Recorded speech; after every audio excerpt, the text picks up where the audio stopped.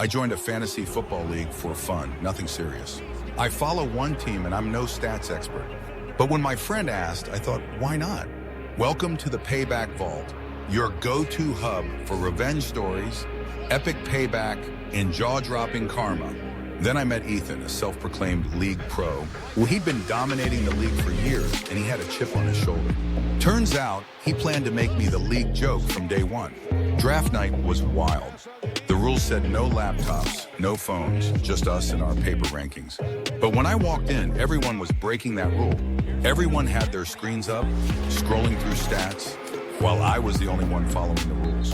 And Ethan, he looked at me with this smug grin like he was ready to eat me alive. When my turn finally came, I was just about to make my pick when Ethan walked up behind me and started counting down.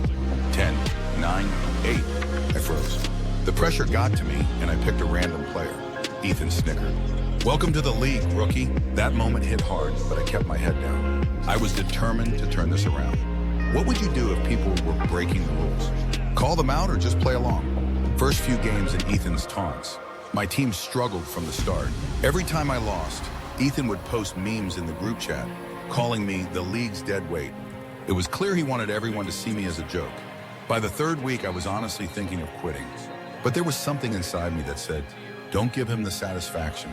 I decided to stay and see this through, no matter what. Have you ever felt like the underdog? How did you handle it? The sabotage, a friend's betrayal. I decided to ask my one friend in the league, Hunter, for advice. He suggested a few players he said were guaranteed to deliver. I trusted him, but when I played them, they flopped. Badly. It didn't take long to figure out Ethan had convinced Hunter to feed me bad advice, just for laughs. I was livid. Ethan was willing to pull others into his game, just to keep me at the bottom. But at that moment, I knew. I was going to make Ethan regret every word, every laugh, every trick. I started watching his every move, biding my time. The turning point. Over the next few weeks, I kept a close eye on Ethan's picks. I noticed a pattern. He always went for hyped players, the ones everyone else wanted. But he was too arrogant to check matchups or risks. So I started picking overlooked players with strong matchups, quietly building a stronger team week by week. What would you do if a friend turned on you for a bully? Confront them or let it slide? The fake injury trick, Ethan's desperation. Just when things were looking up, Ethan tried something dirty.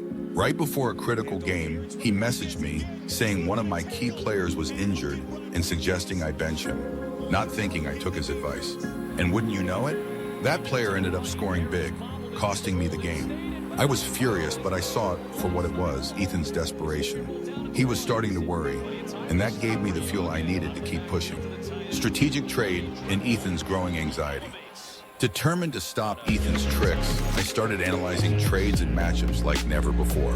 I made a trade for an undervalued player with a high upside, and that week, my team crushed it. Ethan, meanwhile, was starting to slip. For the first time, he looked nervous. Then, in a desperate move, he tried to get the league commissioner to impose new trade rules, just to stop me. But by now, everyone saw his antics and refused. His reputation was starting to crumble. If someone tried to change the rules for their benefit, would you support them or call them out? The final showdown, the ultimate matchup. It all came down to the last matchup of the season, me versus Ethan. The projections were close, but I'd prepared for this. Every player, every trade, every strategy was set to take him down. When the final scores came in, I'd beaten Ethan by 60 points. The group chat went wild. Ethan, silent, final payback, public humiliation. But I wasn't done. I posted a summary in the group chat, calling out Ethan's every move, his countdowns, his fake injury tip, his attempts to sabotage trades. And to top it off, I posted a screenshot of the final score, tagging him with, "Maybe next season we'll count down for you." The reaction was priceless. Memes, comments, everyone joined in, mocking Ethan. He left the chat without a word, his reputation in pieces. I went from the league's joke to its legend.